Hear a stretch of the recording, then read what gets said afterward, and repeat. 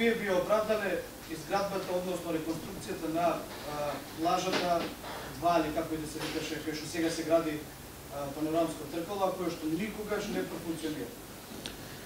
Првен, многу нападен гол. Видите, та профункционира, а вие ако не сте биле, тоа е ваш проблем. Извини, вака што морам директно да ти кажам. Ја ќе ви објавам, ќе ви давам милион, значи, луѓе кои што искомуницирали, кои што биле на таа плажа и кои што живале во таа плажа. Тоа што сега се прави еден многу поголем, државен проект, и кој што таа плажа, таму заштото плажите се времени објекти, мислам не се трајни тие објекти, е некоја цврста градба, тој е државен голем проект кој што е со мостот и со панорамското тркало, сигурно дека е позначен од плажата, така да по нивното завршување ние планираме дел од плажата кој што нема да биде зафатена со мостот, пак да биде во функција и да ја користат граѓаните на градот Скопје и да уживаат во таа плажа гледајќи према плоштадот Македонија и према центарот на градот Скопје. Така да мислам дека или не сте били, или не знаете, или не сте информирани дека таа плажа многу добро работеше. Началниче, неодамна од градска каса се одвеа 50.000 евра за плоштадот ВМРО за непредвидени трошоци. Дали тука е крајот или може да се очекуваат нови непредвидени трошоци за допредба на тој плоштад? Појде не само на тој објект, туку и на многу други објекти, значи при проектирањето, со оглед на тоа што се работи за работи кои што не можеш секогаш во градежништвото да ги предвидиш, има за непредвидени дополнителни работи, така да како и за другите објекти и за овој објект. И мислам дека ова е последно, тоа не ме фаќате за збор, така да тоа е нормална работа која се одвива за секоја година и за многу од проектите.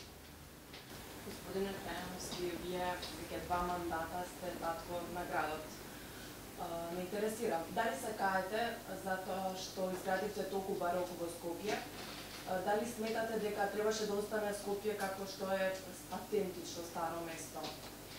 Еден дел од граѓаните ве критикуваа зашто градите толку бароко, други пак почитуваа дека сепак нешто се гради. Дали вие сметате дека требаше да остане Скопје автентично без бароко? А вие како сметате?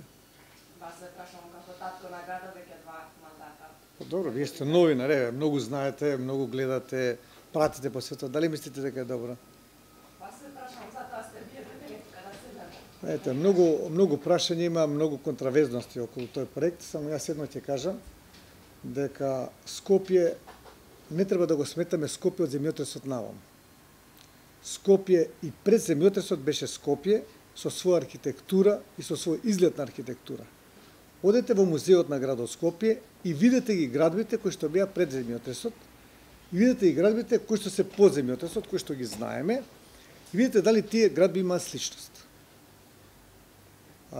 Беше тука советникот на градоначалникот на Љубљана, професор, доктор, архитект, кој што исто така се интересираше за ова прашање, и кога го прашавме, нели Љубљана 20-тите години на минатиот век имаше земјотрес, и професоре, дали вие ги вративте градбите во исти облик или во исти стил како што беа пред земјотресот? Да, нече. Љубљана си постоела и пред 20-тите години на минатиот век. Скопје тоа го прави сега, значи после земјотресот не беше направено, туку дел од тоа се во тој стил кој што бил пред земјотресот. Така да имаше еден прекин на, како да кажам, на развојот, на изгледот на градот Скопје после земјотресот. Така да тоа е се.